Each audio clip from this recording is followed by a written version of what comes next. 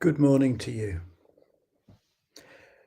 Well, it's many years since I first encountered this story, but it's still very resonant for me. And the story goes a little like this. Once in a small village, there was a farmer who had a fine horse. And one day his horse ran away. And all his neighbors rushed to him and said, "You're so unlucky." And he said, "Maybe." But the next day, his horse returned, and following along behind, three fine wild horses. His neighbors rushed to him and said, "You're so lucky." And he said, "Maybe."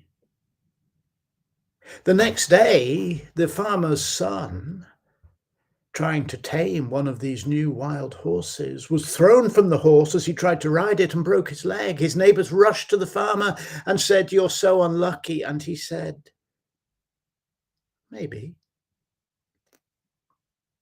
Because what they didn't know is just beyond the mountains, war had been declared, and that very next day, the imperial army marched through and forced all the men from the village to join the army, except the farmer's son, who, with a broken leg, was useless to them.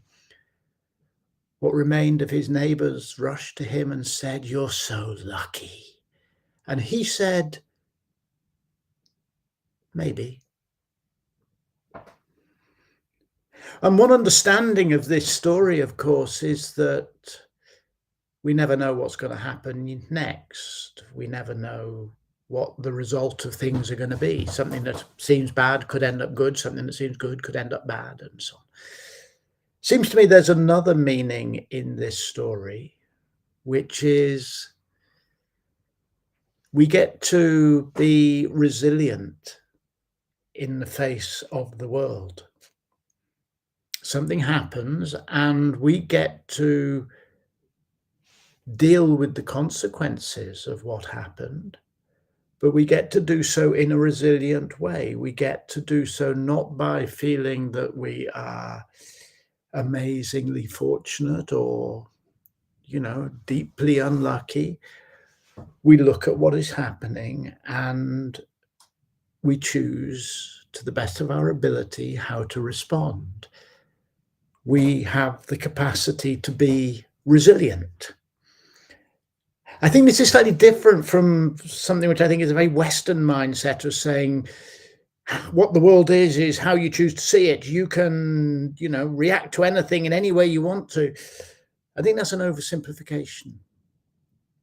We are inevitably affected by what happens in the world around us, and inevitably we affect the world around us.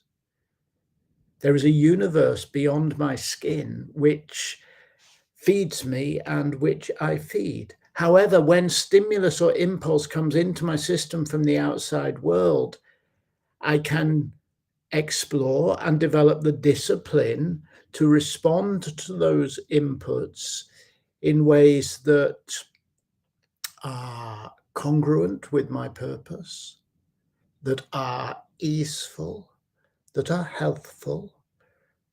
When something horrible happens, I can go, maybe.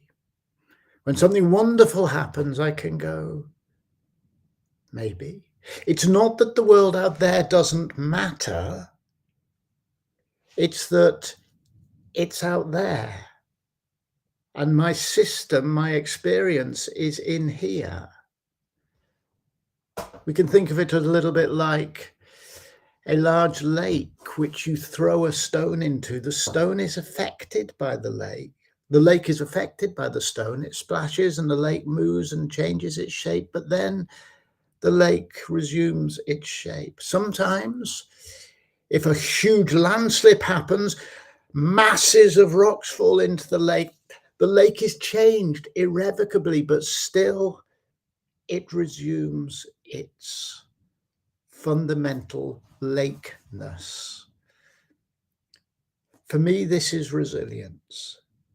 We are affected by the world. It's stupid, I think, to say, you should never be unhappy by something, or nothing should ever bother you, or whatever happens, look for the good in it. No, there are some things that happen that are no good.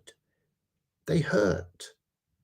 Sometimes life is a real struggle, but we do have the capacity to respond from a place of resilience, inner discipline, strength, equanimity.